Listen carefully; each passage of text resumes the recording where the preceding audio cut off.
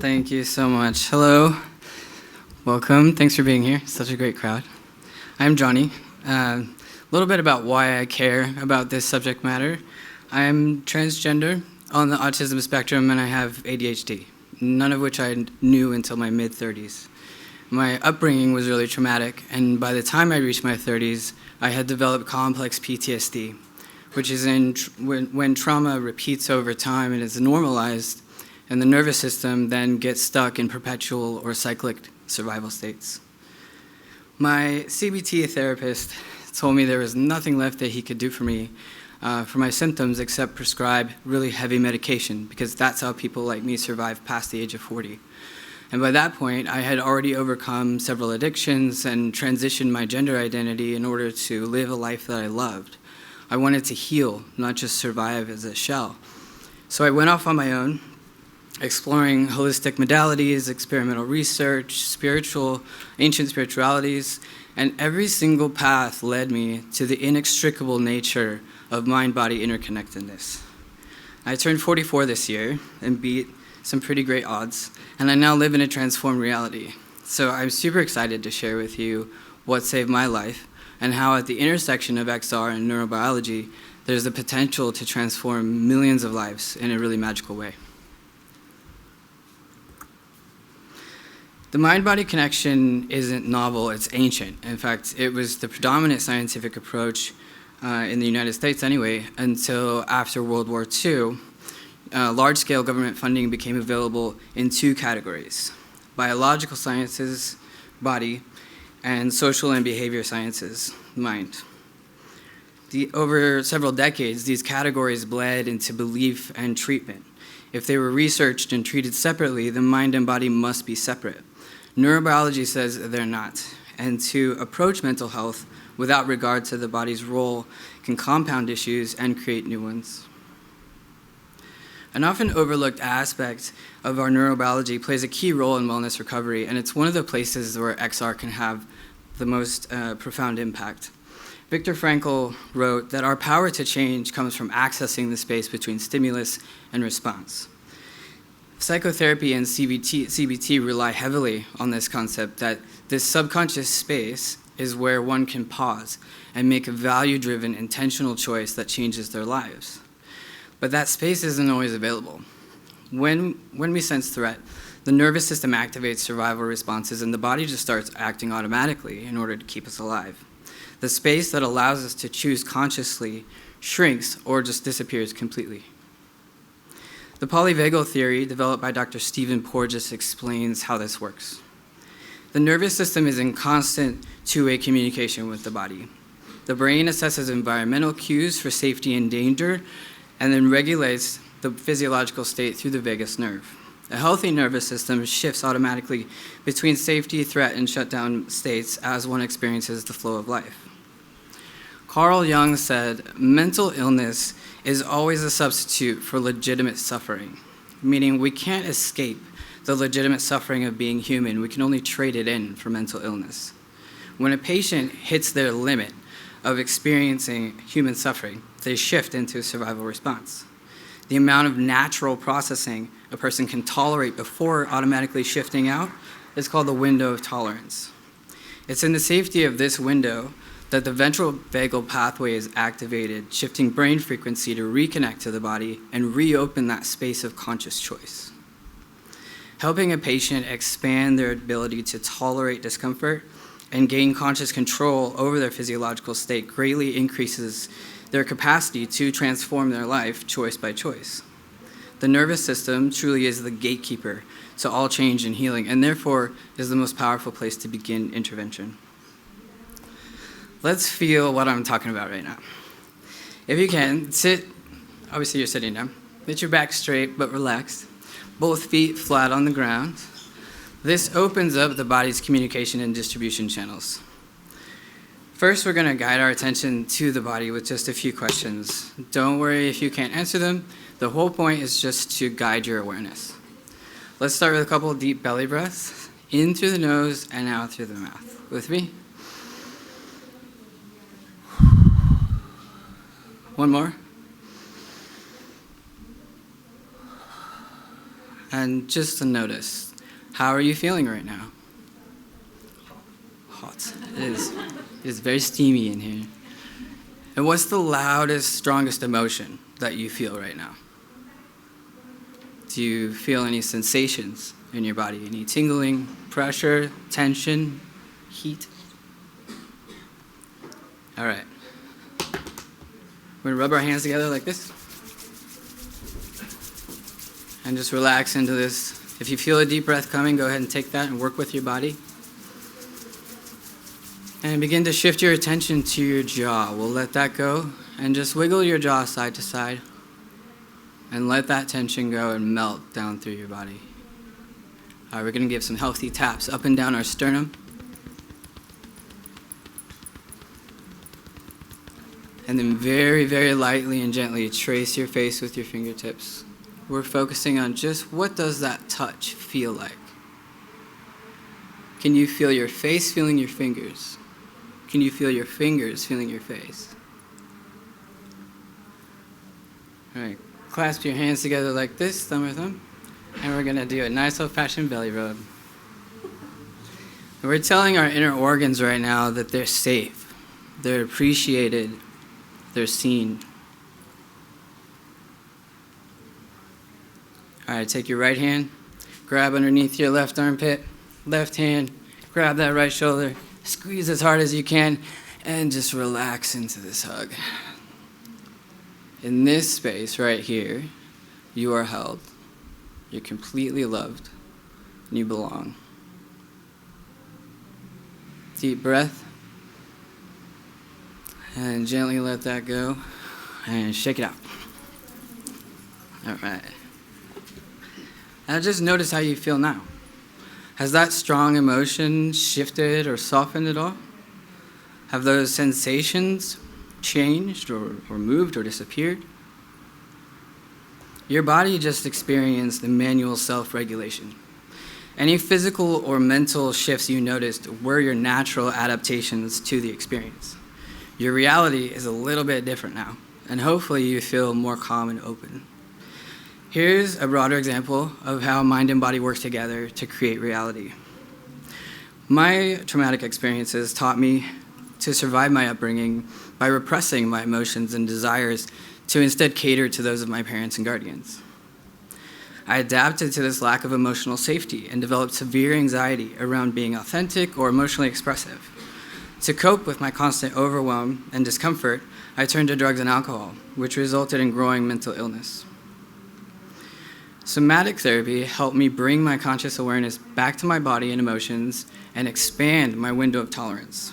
Over time, I adapted to those new sensations of emotional flow and regulation and safety, which allowed me to access a space to transform my anxiety into connection with myself and others. And that resulted in creating a reality that I really love. And here's what makes XR in mental health treatment so potent. Our physiology follows perception rather than objective truth. The body does not distinguish between realities. Whether it's in imaginations, dreams, memory, or XR, the brain and nervous system often respond as if all experiences are real. And the brain doesn't care whether thoughts are true or not. It will believe anything that's repeated to it. Repeated experiences become fuel for repeated thoughts and behavior. Our experiences, internal and external, real or not, are our realities, at least shape them. This means that XR isn't an escape from reality, but it really is an expansion of it. We can't change our clients' home environments, their childhood trauma, or their economic situation, but we can design experiences where they can repeatedly experience safety, dignity, belonging, and connection, so that they can shift their internal experiences and begin to create different realities based on those adaptations. To design XR in alignment to our neurobiological nature, our concepts need to incorporate a more compassionate, deeper understanding of the mind-body relationship, so that we can intentionally design immersive stimuli that catalyze recovery. In other words, our designs need to resonate with the body's natural receptors. We need to understand and speak the body's languages, And since the body speaks in many different ways, there are many different vehicles we can use for this communication. Teaching regulatory and therapeutic principles within resonating stories, nurturing environments, with trauma-informed physical engagement can soften the physiological state and even bypass certain defensive archetypes that patients created in order to survive. Synchronized activity helps neural pathways bond much more effectively than thinking alone. A physical action paired with an emotional state, paired with a thought or intention, gives the patient a fighting chance to shift behavior that's embedded in reactive responses. I believe that multisensory storytelling is the best vehicle with which to deliver these stimuli. Like music, folklore, mythology, and symbolism are powerful bridges between our physical nature and our minds. Storytelling lights up engagement, improves memory and retention, and fosters deep emotional connection, all of which soften defensiveness into curiosity and empathy. For example, my work recently addressed a population living with PTSD in a culture that heavily stigmatizes mental health treatment. Patients were invited to play the hero in a folktale, effectively engaging level 3 empathy and bypassing the stigma during play. Ecotherapy. We resonate with nature's frequencies because it's to nature that we belong. While we can't recreate the ion exchange that happens during forest bathing, it doesn't take hyperrealism to shift the body. Ecotherapeutic environments, digital or not, and biodiversity have an enormously positive impact on our physical and mental function. Soothing and disarming architecture, scale, colors, shapes, all influence cognitive and emotional processing. Awe and wonder reduce stress, improve mood, enhance cognitive flexibility, and can lower depression and anxiety. Trauma-informed NPCs can become agents of compassion, companionship, teaching, and co-regulation. Ancestral and cultural familiarity provide real-life context, trigger memory held deep in the DNA, and provide a sense of belonging and meaning. And quantum science tells us that we are vibrating fields of particles. So pinging our brain frequency with, say, binaural beats can actually stimulate very specific emotions throughout the body. Certain frequencies can initiate healing faculties and immune function. Cadence can be calming or alarming. And beyond informational consent, we need to consider the user's consent to neurobiological stimulation. How much safety and connection can a person stand in one go? How do we empower our users' awareness and autonomy to control exposure and prevent being triggered? When we start to understand the physiological effects of varying stimuli, we can then implement them in sequences that support and guide users through essential steps of treatment. Multisensory storytelling and intentional design can carefully place what the patient needs, where they need it, when they need it, along their recovery journey. Here's an example of how my company, Maestro Immersion, set out to do this with our proof of concept, Liminal Ground, which is tailored to the Northern Irish community living with PTSD and 2-year waitlists for therapy.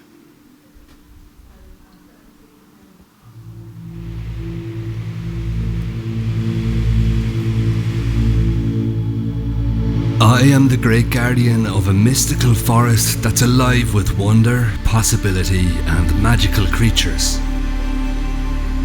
A powerful force has afflicted every being there, driving our home towards slow ruin.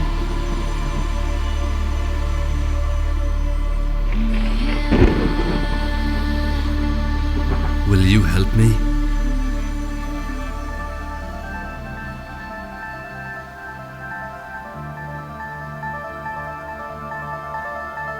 I understand you've come here with a certain power.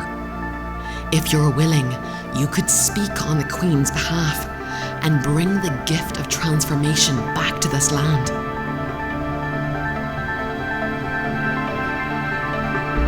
What goes too long unchanged begins to die.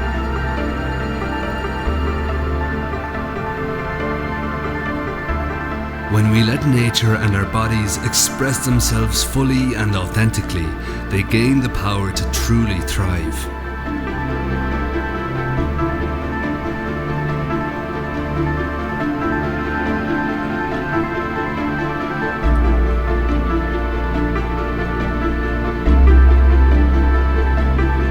You are ready.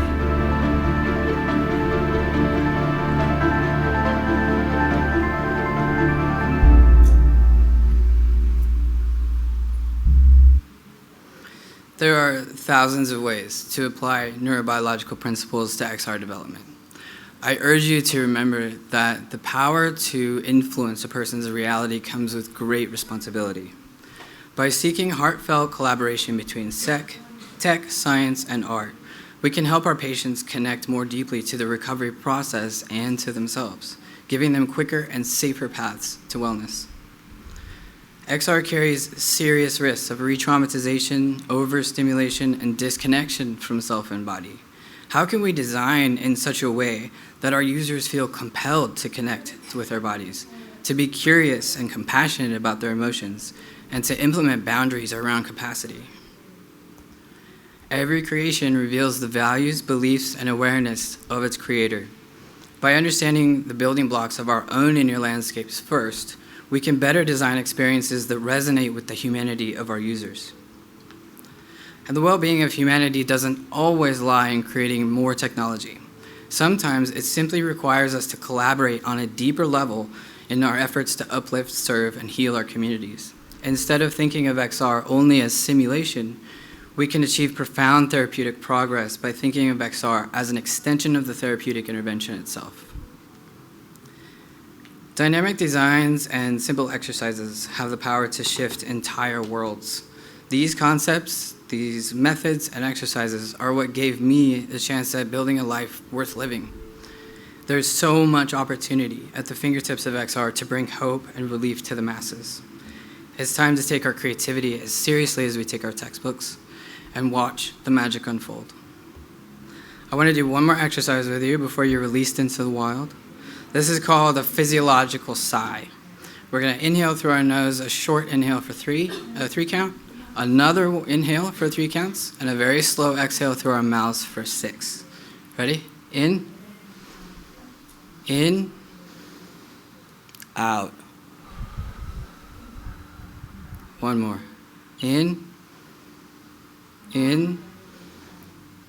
out. Thank you for being here today. I really hope that you feel encouraged to deepen your own relationship with your body, your mind, and your concepts so that your next innovation truly does sculpt the world that you want to live in. Thank you.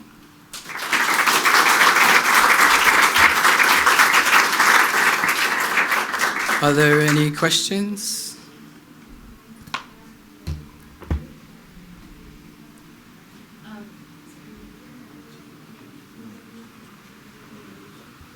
Thank you so much for this presentation. It was really, really interesting and compelling. And I was so curious because I don't necessarily come from a science background myself. And so I think maybe some of the elements you were talking about kind of was lost on me. But I am really curious about how, for example, when you introduce these more like academic or scientific concepts to people who are more on the creative side or just like patients themselves, and vice versa, when you introduce more of the creative elements to the academic side, like do you find that you need to communicate differently, or like how do you bring everybody together so that they work towards a common cause instead of trying to convince people in the first place? That's the $1 million question, isn't it?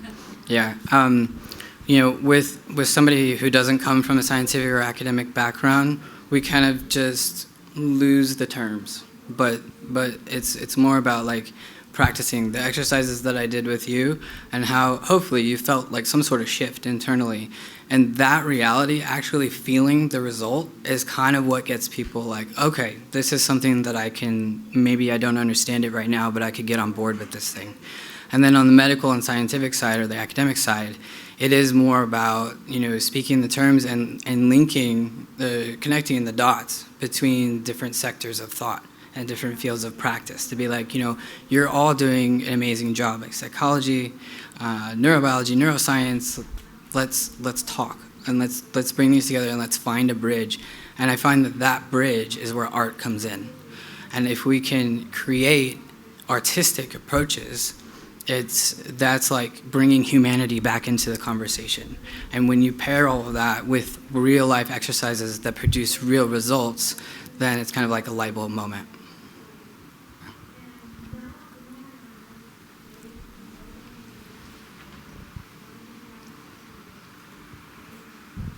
Thank you. I talked some time ago with some developers, game developers, who went through the hoops and loops of registering these games as a prescription. and it's quite cumbersome to get to this spot. It's very expensive, and I met some who stepped out of this process saying, I don't go there, I just sell it as a game. Mm-hmm. Do you see the same problematic to have the kind of this vouching system being too complicated because we apply the same rigid system with medicines, with classic medicines, as we would do with digital medicines? It really does. It really does matter in like what community you're talking to.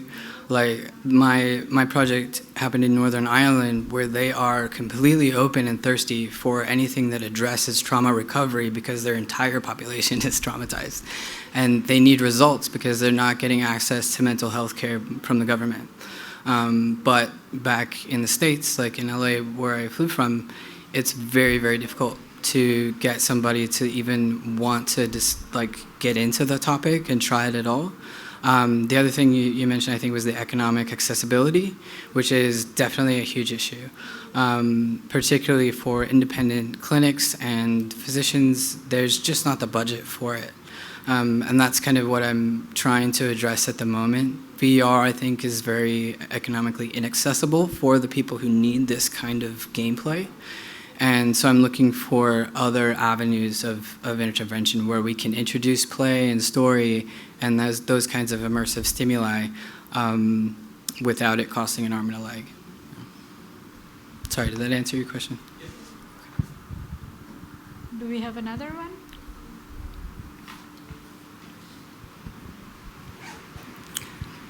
Yeah. Yes? Thank you. Thank you so much for the talk. I'd be really interested in, did you ever have trouble with people opening up, like for the concept of therapy, but also for the concept of XR, VR?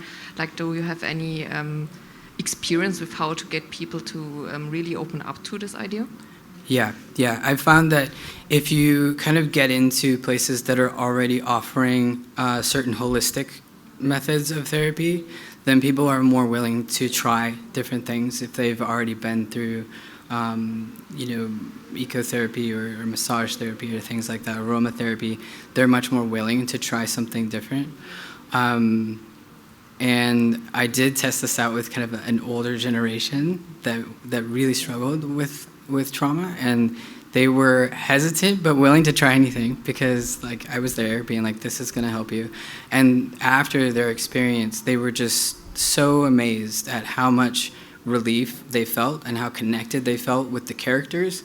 And because it was play, it was a game, they were like, yeah, I would absolutely do this, day in and day out.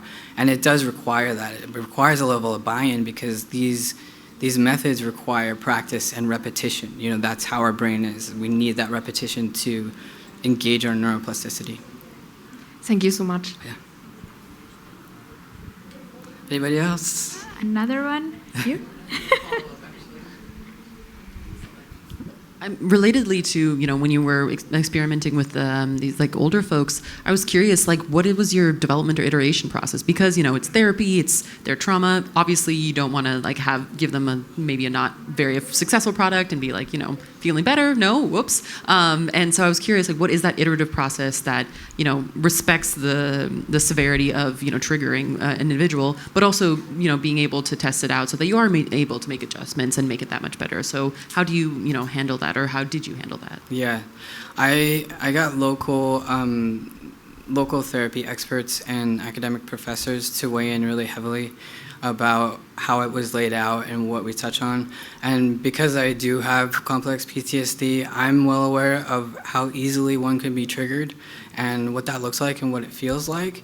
So as I was developing this, that was my absolute number one priority, was nothing that appears in this VR world can be even remotely close to that line of triggering, because if somebody's going to be triggered that easily, it's going to happen whether you want to or not, whether you mean to or not. But we went so far as to like not put any poppies in the garden because that particular flower is politically linked to a party, so we didn't want to trigger somebody by showing them a red poppy.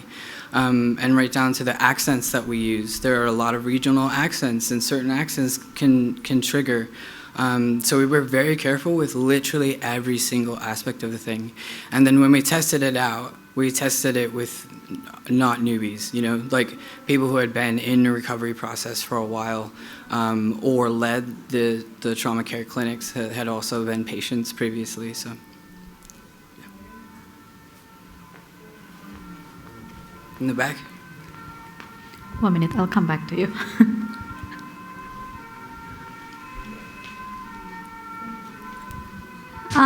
This might be a very open-ended question, but... One sec, I can't hear you because of the... Oh. Okay, go. Yes, this might be a very open-ended question, but since this product kind of seemed like a single solution that's very finely tailored for the situation, as you just described, it made me think if XR could be used more, or like VR as a tool rather than a single product. So how do you see the possibilities or the implications to use it as a tool? So to create, for example, an environment that can facilitate different kinds of conversation, maybe like multiplayer or like a patient and therapist collaboration, and that would be like modularized or used in a tool type of sense. So how do you have like ideas or something? Yeah. Particularly because everybody's reality and truth is subjective, and because AI can't be trusted with emotional processing and cognitive recovery, at least not at this point. It's what I foresee is kind of creating different biomes, so different environments that kind of address a specific symptom or a specific step of the recovery process, and it allows them to opt out as any time they want to. They can get out of the experience. So if they reach their limit and they start to know where their capacities are, they can start protecting themselves and start implementing those boundaries. And if they do continue to practice, then they can go on, level by level, and gain more and more tools and more skills to help them with their own regulation and recovery. I do think that it's really important for these environments to be culturally accurate, and that's going to be different for everybody, but I think that goes a long way for when you're speaking to a whole bunch of like different experiences and different realities. At least they do have one thread in common, and that's their culture, their language, their rhythm. I think it's really important to capture that. Even the environment, our environment that we modeled was quite literally based on the entire northwestern coast of Northern Ireland. So they knew these images that they were seeing, and they immediately felt a sense of safety, and that goes a really long way. I'd love to see this kind of thing, though, developed around the world for different communities who have experienced a very specific kind of trauma, right? Our traumas that we experience as communities are different all over the place, but we can speak to that very specifically. So if we know what kind of mess we're walking into, we can come fully prepared and really come in with an open mind and a listening ear to make sure, and getting locals on board to make sure that we really are capturing the essence of their ancestral DNA. We have a question around this side? Yes. Can you hear me? Okay. Just wait for that. I can hear you still. Okay. How do you measure success in a sort of like rational, way? So let's say, to speak to, let's say, the medical establishment, for example, or, I am not an academic by any means. So there are numbers that need to be produced for this kind of thing to get into government funding clinics, and that would require collaboration. But can you repeat the question? I'm so sorry.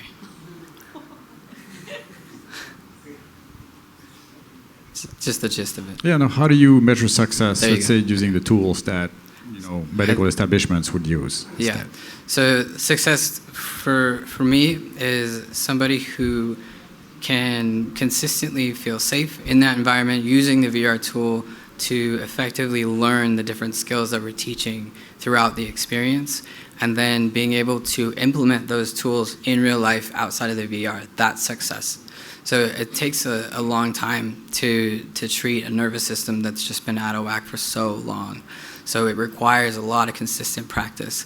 So if somebody starts to commit to that practice and then they start seeing results in their life and in their body, that's a huge success.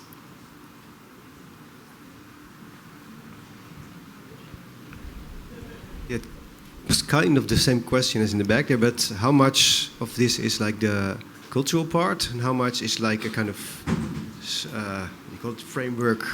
Like could you kind of, if you change the cultural part of this, could you just apply it in a different environment, or would you have to change everything then? No, we would not have to change everything. Okay. Yeah, we definitely built a model that could very easily kind of lift one culture off and put another one on. Mm-hmm. That's not going to work across the board. You know, there are so many different ways of thinking and ways of approaching life that are drastically different, particularly when you're talking about, you know, Eastern or Western countries and cultures.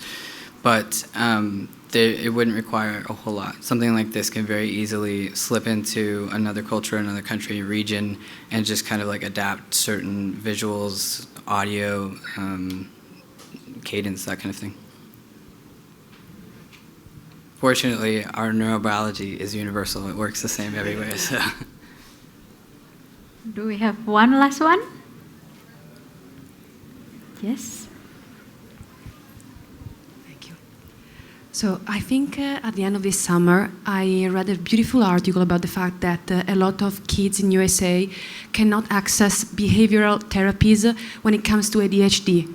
The personnel is not enough, and there are not enough centers. So in the end, those kids that are being diagnosed end up taking medicines since such an early age, like 4 years old. And by the time they are teenagers or young adults, they have spent their entire life with a mix of medicines that have not been tested on kids, just on adults. So I was thinking if this could be a good solution, because eventually it might have some economical barriers, but these kids might have already VR headset at home because their dad is, into that, or they just have an older brother or sister. Yeah. And did you thought about, the kids' target, I would say, and what do you think eventually about its impact on young people? I think there's a tremendous potential within that realm and that population. The one thing I would say is that VR does come with risks to young developing brains, and I would really want to investigate that further before putting it on anybody younger than like 13. That said, we are seeing a massive amount of psychosomatic and autoimmune disorders because people are just being prescribed medicines and not actually getting into behavioral therapy or embodied learning. So that's exactly what this is trying to reach, is that population who either can't access therapeutics or who are completely resistant to it, have a fun embodied experience so that they have less resistance to learning those tools and using them in real life. And hopefully getting off that medication. Thank you so much. Thank you. Thank you.